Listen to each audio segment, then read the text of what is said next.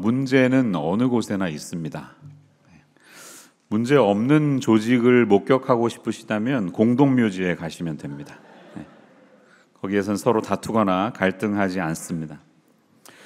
우리가 물어야 할 본질은 문제가 있냐 없냐의 여부가 아니라 문제의 종류를 분별하는 것이며 그것을 어떤 방식으로 해결해 나가는가에 있습니다. 초대교회는 갑자기 성장하게 되었어요. 사도행전 2장에 있었던 오순절 성령 강림 사건 이후에 교회가 폭발적으로 성장하게 되죠. 거의 기하급수적으로 성장합니다. 한꺼번에 3,000명씩 주님을 믿었다는 기록도 있죠. 그러다 보니까 결과적으로 문제들도 나타나게 됩니다. 첫 번째 문제는 핍박이었습니다. 이 유대교 입장에서는 새로 태어난 신흥 종교 예수를 믿는 사람들은 굉장히 위험한 사람들이었습니다. 유대교에 큰 해를 끼치는 이단이었습니다. 그러니 다방면으로 핍박을 하기 시작합니다. 성장에 이어지는 핍박에 관한 내용이 사도행전 3장, 4장을 읽어보시면 쭉 나와요. 얼마나 싫어하는지, 이 유대교 사람들이 싫어하는지가 잘 적혀 있어요.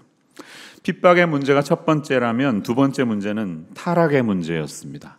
초대교회의 내부적인 갈등이 5장에서 불거집니다. 우리가 잘 아는 유명한 아나니아와 삽비라 사건이에요.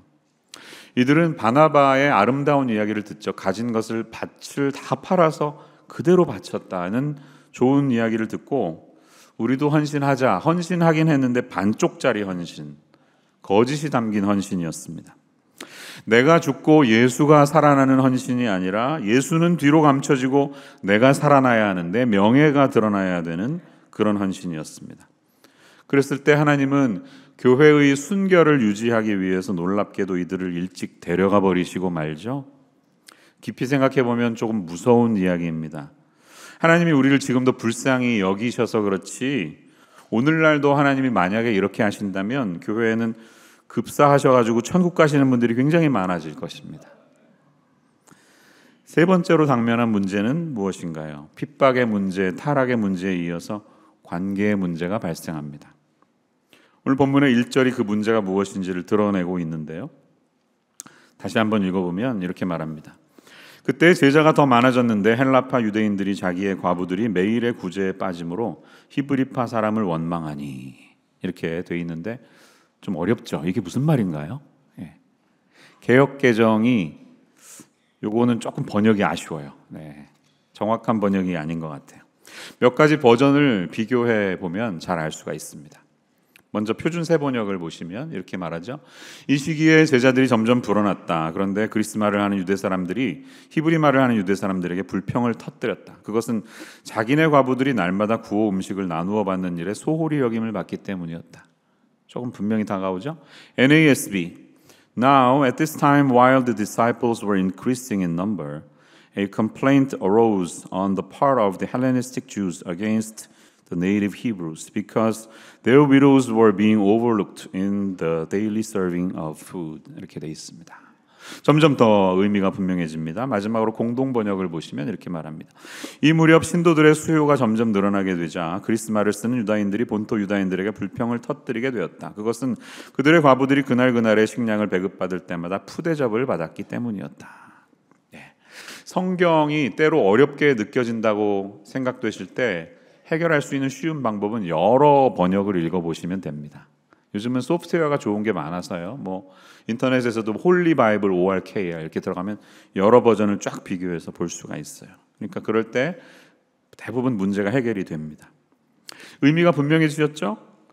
아마 이 지중해 근방에 디아스포라로 살던 사람들이 예루살렘에 역이민해가지고 살던 사람들이 있었던 것 같아요. 근데 그 헬라파 사람들이 토박이 처음부터 예루살렘에 살던 이 히브리파 사람들에 비해서 과부들이 음식 공급받는 것에 소홀하게 된 거예요. 좀 외면당하거나 음식이 안 가든지 덜 가든지 이랬나 봐요. 왜 그랬을까요? 사람이 많아졌습니다. 제자들이 많아졌는데 그 재원에 한계가 있어서 모두에게 공급하는 게 어려웠을 수도 있고요. 이런 일들은 오늘도 흔히 일어나는 문제죠. 음식은 충분히 있는데 섬길 사람이 부족해서 아니면 골고루 나눠줄 수 있는 자원 자체가 부족해서 이제 한계를 가지고 인간적인 마음이 작동해서 아유 우리 아는 사람인데 그래도 떡 하나 더 줘야지 뭐 그런 있잖아요. 인간적인 감정이 누구는 사람이니까 그럴 수 있습니다. 아마 그래서 소외받는 사람들이 생겨났던 것 같아요. 흥미로운 점은 개역개정에서 1절의 단어를 구제, 매일의 구제에 빠짐으로 이렇게 말했는데요. 이 단어는 헬라어 디아코니아라고 해서 섬김, 봉사, 사역, 직무 등 여러 해석이 가능한 단어입니다. 그러니까 사역자들이에요. 사역하다가 일어난 일이에요. 근데 그러다 보니까 좀 인간적인 감정으로 외면했는지 조금 왕따 당하는 일들이 있었던 것 같아요. 당시는 가난하고 힘든 시절이어서 하루에 한 끼 먹으면 감사한 날들이 많았습니다. 그래서 교회도 성도들을 섬기는 주된 사역 중에 하나가 아마 한 끼 식사를 제공하는 일이었을 것입니다. 교회가 해야 되는 기본적인 일이 굶주린 자를 먹이는 일인 그런 시절이었습니다. 뭐 지금은 그 정도는 아니지만 교회는 지금도 이 심신의 어려움에 빠진 분들, 마음의 상처를 입은 분들을 돌보고 챙겨야 하는 것은 굉장히 중요한 디아코니아, 사역, 미니스트리이죠. 그런데 그것에서 구제에 빠졌다 이렇게 말하고 있습니다. 빠지다는 동사는 무슨 뜻일까요? 헬라어를 보니까 파라세오레오 이렇게 돼 있는데요. 파라는 얼렁이라는 뜻이에요. 옆에 있는 거예요. 세오레오는 응시하다라는 뜻이에요. 누군가가 내 옆에 있고 여기를 응시하면 이 사람이 보입니까? 안 보입니까? 안 보이겠죠. 그러니까 외면당하고 있는 상태를 말하는 거예요. 누가 무시당하고 소홀히 됐습니까? 이제 예루살렘에 점점 예루살렘 교회가 커지는데 예수님의 언어인 아람어를 하는 그 예루살렘에 살고 있었던 사람들이 있고 바벨론 포로 생활 이후에 여기저기 흩어져서 살던 유대인들이 있었는데 이미 알렉산더 대왕 이후에 그 지중해 근방은 다 그리스어를 하게 되었죠. 헬라 문화권입니다.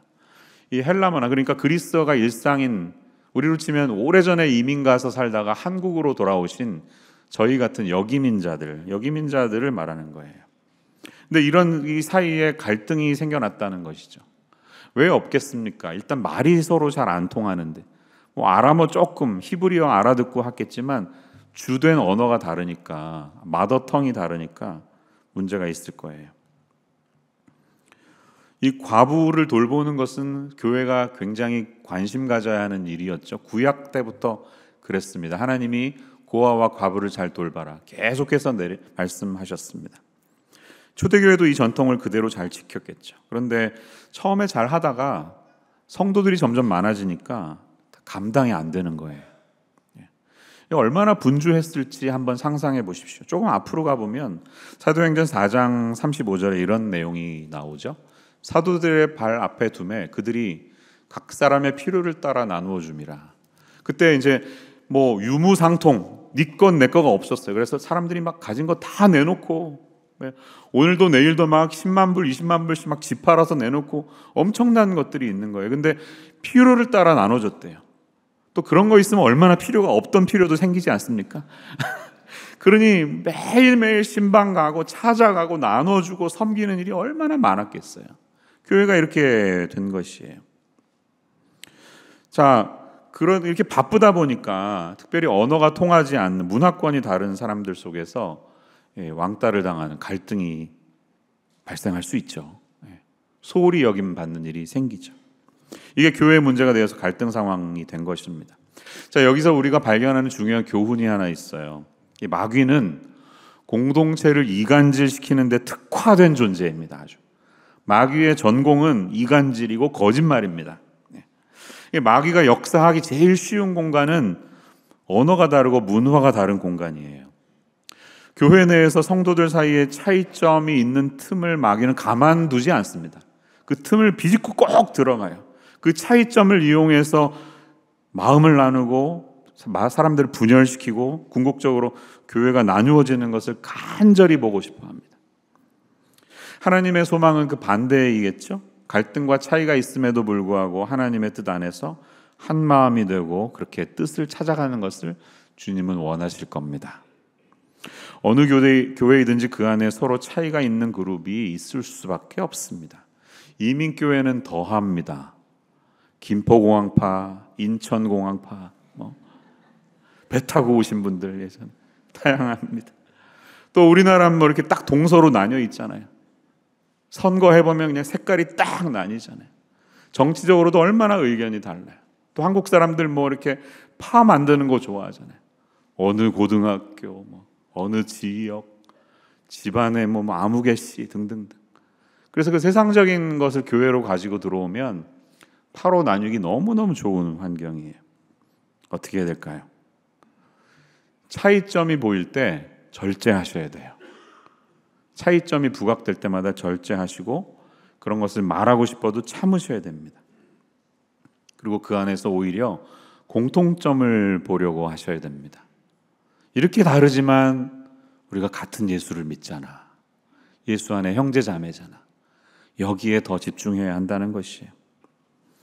뭐 아주 오래전부터 아이들이 티네이저가 되면 교회 안에 발생하는 문제가 있습니다. 그게 뭡니까? 불링이에요. 불링. 예, 끼리끼리 뭉치고 왕따시키는 거. 아주 그냥 3000년 전 이집트 고대 비문에 써도 이렇게 적혀 있을 것 같아요. 요즘 청소년들은 왜 이렇게 왕따를 시키는지. 아주 그냥 태초부터 우리 안에 어릴 때부터 어느 그룹이나 티네이저들은 꼭 그런단 말이에요. 어떻게 풀어가면 좋을까요? 그래, 그냥 따로따로 모이자. 아예 그냥 왕따 당하는 애들 미니스트리 하나 만들고 예배도 따로 드리자. 이민 온 지 오래된 친구들, 얼마 안 된 친구들 나눠버리자. KM하고 EM하고 뭐 언어도 다르니까 그냥 저기 나가서 개척하시라고 하죠. 따로 만나죠. 이런 게 좋은 선택일까요? 편리할 수는 있겠지만 정말 그것이 이민교회, 이런 이민교회 하나님이 원하시는 뜻인지는 우리가 진지하게 물을 수 있어야 합니다. 그런 점에서 우리 임마누엘 교회는 참 감사한 것 같아요. 조금 불편해도 같이 선교 가고 같이 교육부서도 담당하고 같이 구제하고 지역 봉사하는 것은 참 하나님이 우리에게 주신 축복이라고 생각합니다. 자, 문제가 발견이 되었습니다. 사도들은 이 문제를 이제 어떻게 해결해 나가려고 합니까? 2절 이하를 주목해서 보시기를 바랍니다. 초대교회에 생겨난 이 갈등 상황의 원인을 제공한 게 누구야? 누구로부터 이 원망이 시작됐어? 그 사람을 색출하고 핑거 포인팅 하는 데서 시작하지 않습니다. 아름다운 모습은 사도들이 그 문제의 시작을 자기 자신들에게서 찾았다는 점입니다. 이 문제의 근본이 자기들에게 있음을 본 것입니다. 이 갈등의 원인이 행정에 구멍이 있었던 것인데 사실은 그게 문제가 아니라 우리의 영적인 역량이 고갈되어서 일어난 것으로 그렇게 인식한 것입니다. 이게 귀한 거예요. 사도인 자신들이 본연의 임무를 제쳐놓고 접대하는 일에, 접대를 일삼는 것에 잘못했다, 이게. 이렇게 말합니다. 이 접대라는 단어에 트라페자라는 헬라어가 써 있는데 직역하면 식탁이에요, 식탁. 네. 자, 주일이 다가옵니다. 목회자는 설교를 준비해야 됩니다. 15시간, 20시간을 따로 떼어놓고 준비를 해야 되는데 일주일 스케줄이 꽉 찼어요. 매일 하루 종일 성도님들 가정에 음식 들고 찾아가서 같이 식사도 하고 하는 일이 스케줄에 가득 차 있으면 어떻게 됩니까? 사도들은 그래서 결심합니다. 4절에 가면 우리는 기도와 말씀 사역에 우선순위를 두고 집중하겠다, 이렇게 말하고 있어요. 성도들 일부가 불평불만이 생겨서 리더십에 원망을 하고 있는 덕스럽지 않은 일이 벌어지고 있는데 이 문제가 시작된 근본적인 원인이 누구에게 있는가? 그 사람을 찾기 위해서 손가락질하지 않고 사도들은 훨씬 더 본질의 문제를 들여다보고 있습니다. 그래서 드디어 문제가 해결되는 모습이 보입니다. 어떻게 해결하고 있습니까? 5절에서 7절 이하에 가면 그들은 성령과 지혜가 충만하여 칭찬받는 사람 7명을 택하십시오라고 결정합니다. 성령 충만과 지혜 충만을 같은 선상에 놓은 것도 훌륭하고요. 교회 안팎에서 인정받는 준비된 사람들을 새로운 지도자로 선출하려고 하는 규정도 훌륭합니다. 우리 시대에도 본받을 점이 많습니다.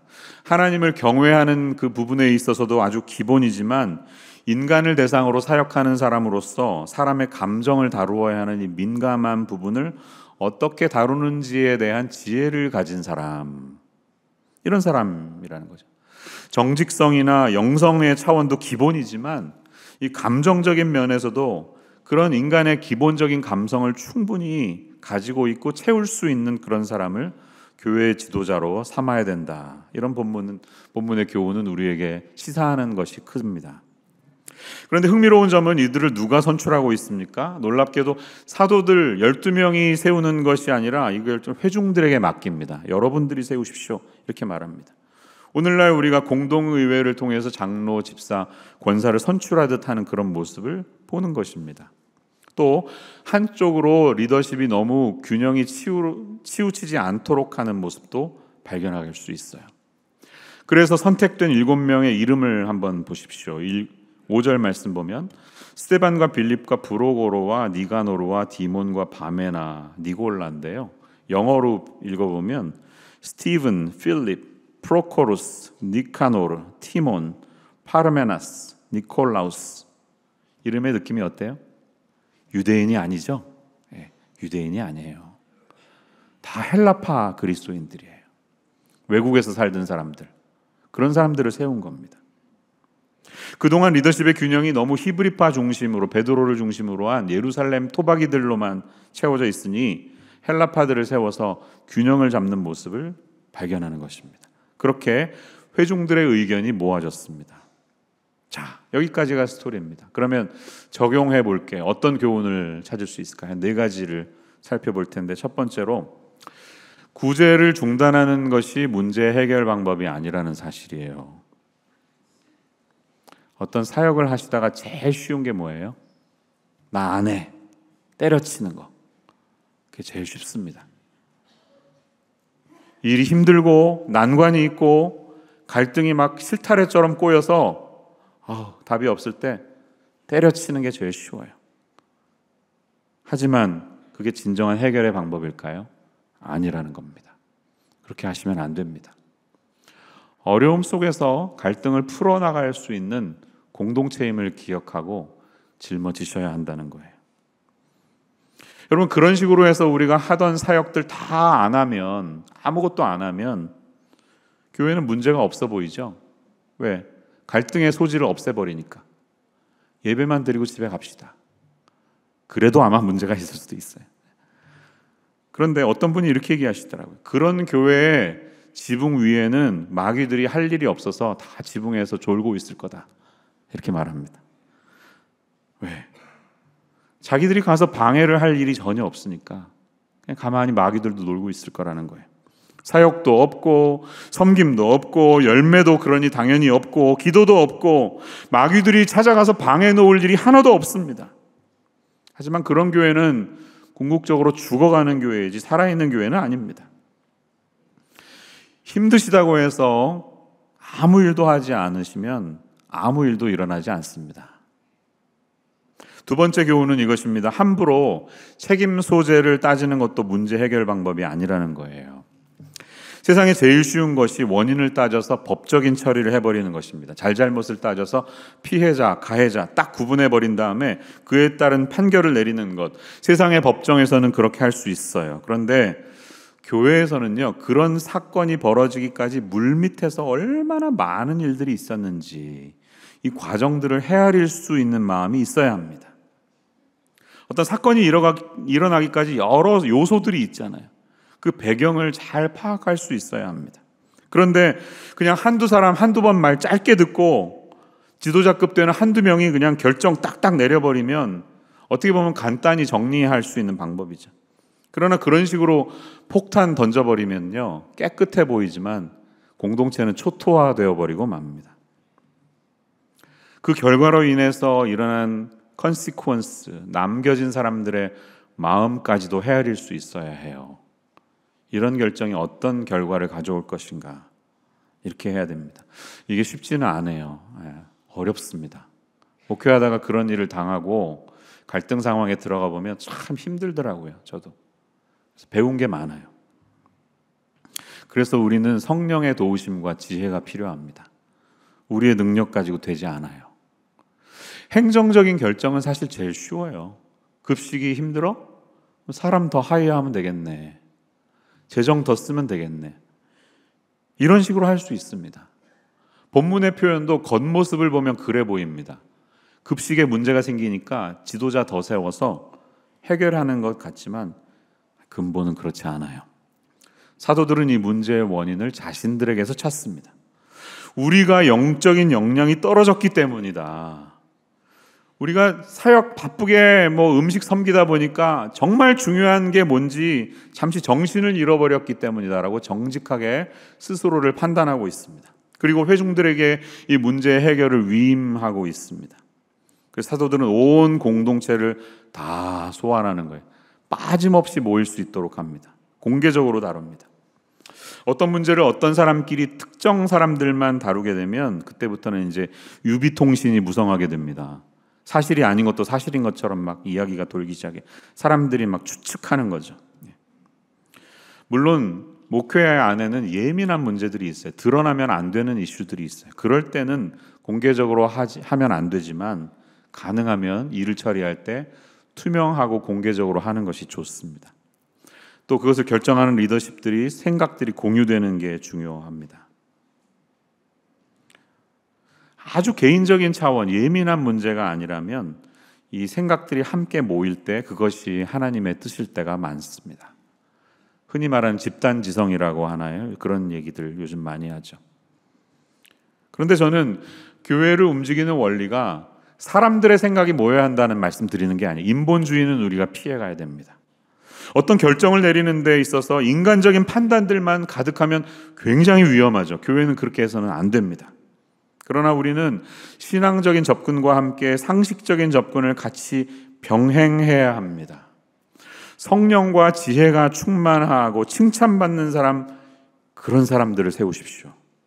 그리고 그 결과가 나왔을 때 거의 대부분의 사람들이 고개를 끄덕일 수 있는 사람, 그렇지, 저런 분이 돼야지, 이런 분들을 세우십시오. 여기에 오늘의 세 번째 교훈으로 이어집니다. 그것은 문제의 현상적인 부분이 아니라 본질적인 문제를 보아야 한다는 것입니다. 사도들이 모든 제자들을 다 불러 모았어요. 근데 문제의 뿌리로 들어가면 헬라파, 히브리파의 갈등 문제였어요. 그게 그냥 급식이 잘 안 되는 것이 터져 나왔을 뿐이죠. 그런 종류의 분열과 갈등은 늘 근데 우리 주변에 있습니다. 하지만 그런 종류의 해결이 아니라 사도들은 지금 문제를 정확히 진단해서 모든 성도들에게 고백하고 있는 것입니다.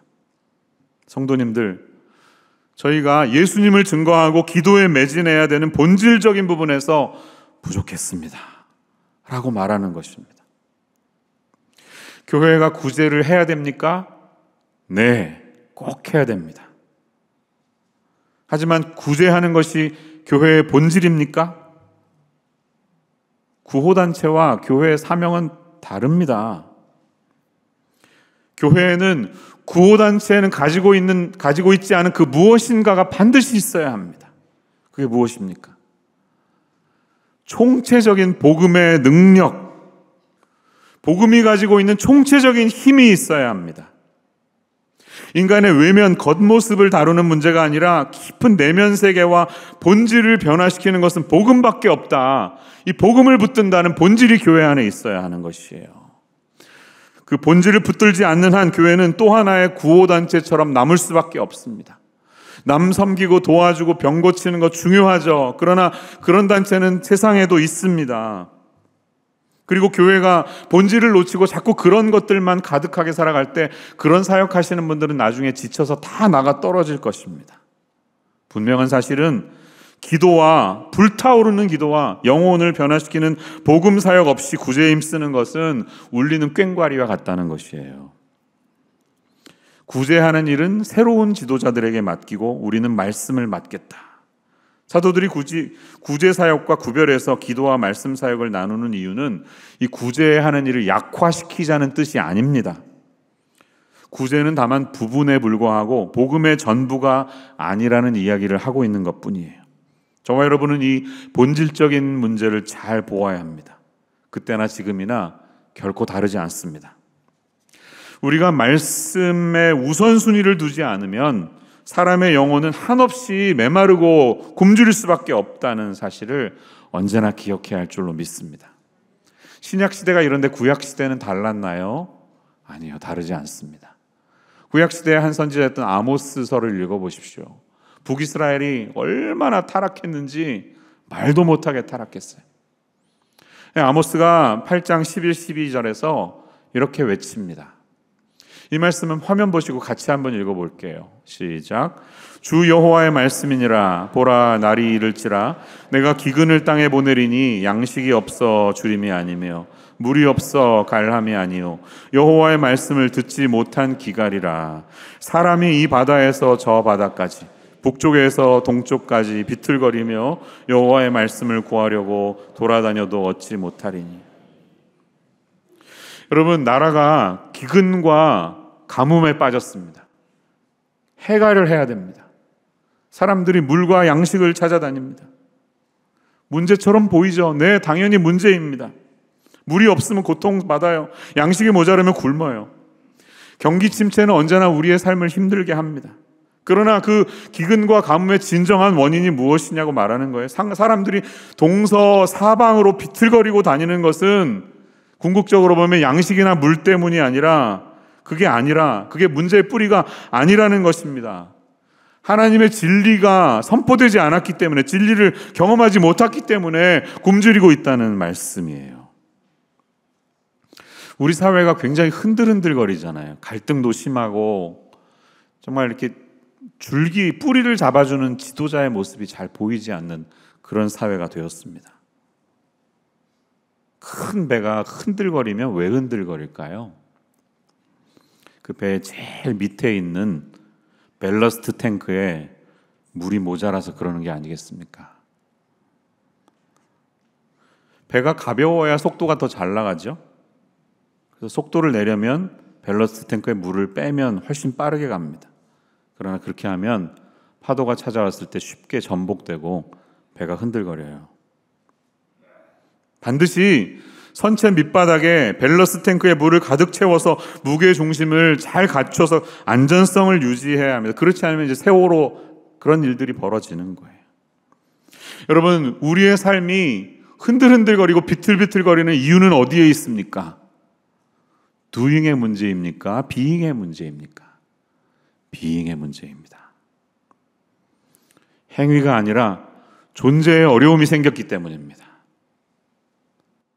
이 문제를 봅시다. 하나님, 제가 왜 이렇게 목말라 하고 있는 걸까요? 무엇 때문일까요? 우리의 존재를 깊이 들여다보시고 하나님께 나아가는 주님의 사람들 되시기를 간절히 축원합니다. 마지막입니다. 한계를 인식하며 동역자 의식을 가지고 우리의 짐을 나누어야 한다는 교훈을 얻을 수가 있어요. 아, 내가 부족했구나, 내 영역이 떨어졌구나 느낀다면 그 짐을 나누어야 합니다. 그냥 계속 버티시면 안 돼요. 왜? 공동체가 있기 때문에. 공동체에게 오픈하셔야 됩니다. 누군가를 구제하고 섬기는 일은 조금 낮은 차원의 허접한 일이고, 말씀을 다루는 사역은 가장 위대한 그런 사역입니까? 본문이 그렇게 말하나요? 중요한 사실은 1절에 나왔던 이 구제라는 단어와 4절에 나오고 있는 말씀 사역이라는 단어가 같은 단어라는 거예요. 동일한 단어, 디아코니아입니다. 둘 다 디아코니아예요. 목회, 섬김, 봉사, 사역, 이렇게 해석할 수 있는 단어예요. 사도들은 우리들은 기도와 말씀하는 사역을 맡고 여러분들은 음식 사역을 맡으십시오, 이렇게 말하는 거죠. 둘 다 하나님의 사역이고요, 둘 다 교회를 세우는 일입니다. 이 사역을 사도들이 다 할 수가 없습니다. 여러분, 짐이 무겁게 느껴지시면 그 짐을 나누십시오. 다 지려고 하지 마시고 동역자들이 옆에 계시잖아요. 성도님들과 함께 나누셔야 됩니다. 동역, 무슨 뜻입니까? 사역을 함께 하는 사람들이잖아요. 가정교회는 그 원리에 따라 움직입니다. 목회자 혼자 목회를 다 하는 게 아니라 성도님들도 같이 목회하는 거잖아요. 이게 가정교회를 움직이는 중요한 힘이지 않습니까? 자, 구제하는 일에 어려움이 생겨서 사람을 더 뽑아서 문제를 해결했어요. 이렇게 간단해 보이는 일이, 이 사건이 이후에 어떤 결과를 나타내는지, 이후에 펼쳐지는 스토리를 통해서 우리는 하나님의 큰 그림을 볼 수 있어야 합니다. 사도행전 6장에서 12장의 이야기는 이렇게 선출된 헬라파 그리스도인들이 사역하는 이야기였어요. 스데반 집사의 이야기, 설교하다가 돌에 맞아서 돌아가시죠. 그다음 빌립 집사님 어떻게 하십니까? 사마리아로 갑니다. 또 이디오피아 출신의 내시를 만나서 최초로 그에게 세례를 베풉니다. 이 선출된 헬라파 그리스도인들이 온 유대와 사마리아와 땅끝까지 이르러 내 증인이 되리라 하신 하나님의 비전을 이루어가는 그림이 펼쳐지고 있습니다. 갈등이 생겼는데 갈등 문제를 해결하는 것에서 그치지 않고 새롭게 선출된 지도자들이 주님의 꿈을 이루어가는 것들을 우리는 발견하는 것이에요. 13장 이후에 가면 바울과 바나바가 안디옥 교회에 파송을 받아서 첫 번째로 선교 여행을 떠나잖아요. 1차 선교가 시작이 되는데 바울과 바나바는 헬라파 그리스도인들이었습니다. 예루살렘에 살던 사람들이 아니잖아요. 바울은 다소에 살았고 바나바는 사이프러스 섬에 살던 사람이에요. 하나님이 이렇게 쓰신다는 거예요. 새로운 세대를 세우셔서 그들을 통해 주님의 일을 한다는 거예요. 1세대 예루살렘파는 한계가 많으니까 예루살렘을 넘어서서 유대와 사마리아 땅끝까지 가는 새로운 세대를 이런 식으로 일으키신다는 겁니다. 우리로 치면 한국 여권 들고 있는 사람이 아니라 미국 여권 들고 있는 이민자 출신들이 그 일들을 한다는 거예요. 하나님의 큰 그림을 보십시오. 그래서 우리 앞에 있는 당면한 갈등을 가볍게 보지 마시고 그 문제를 기도하면서 풀어나갔을 때 하나님이 크게 주님의 일을 행하신다는 꿈을 가지고 우리가 살아야 할 줄로 믿습니다. 우리 이민교회는 그동안 수십 년 동안 1세대를 중심으로 움직였습니다. 우리 교회도 이민 역사가 45년 된 교회인데요. 60년대, 70년대에 생겨난 많은 교회들이 거의 지금도 어떻게 보면 1세대들이 교회를 이끌어가고 계십니다. 앞으로 어떻게 될까요? 이 부분에 대한 답은 여전히 진행 중입니다. ING예요. 그러나 분명한 사실은 이 이민교회에 새로운 세대, 새로운 리더들이 더 세워져서 하나님이 이민교회의 미래를 준비하시려고 한다는 이 방향을 함께 찾아가야 할 줄로 믿습니다. 중소도시에서는요, 이제 이민교회가 많이 이렇게 디클라인하고 있어요. 성도들이 오질 않아요. 그럼 어떻게 되나요? 교회 문 닫을까요? 아니요. 코리안이 아닌 사람들을 바라봐야죠. 너무 당연한 거 아닙니까? 다민족으로 가야 되는 거예요. 교회마다 사정이 다르겠지만 답을 얻을 수 있을 때까지 우리가 할 수 있는 일은 서로를 존중하고 참아주고 의지하는 방법밖에는 없습니다. 우리 임마누엘 교회도 그렇게 주안해서 언어와 문화가 다른 분들이 함께 한 마음을 이루어가는 교회가 되기를 소망합니다. 자, 교회 안에 존재하는 이런 갈등 문제가 해결이 되었습니다. 어떤 결과가 찾아왔습니까? 6장 7절은 이렇게 말합니다. 하나님의 말씀이 점점 왕성하여 예루살렘에 있는 제자의 수가 더 심히 많아졌다. 이렇게 말합니다. 누가는요, 사도행전에서 교회의 성장과 하나님의 말씀의 왕성함을 연결시켜서 사도행전을 지속적으로 기록하고 있음을 봅니다.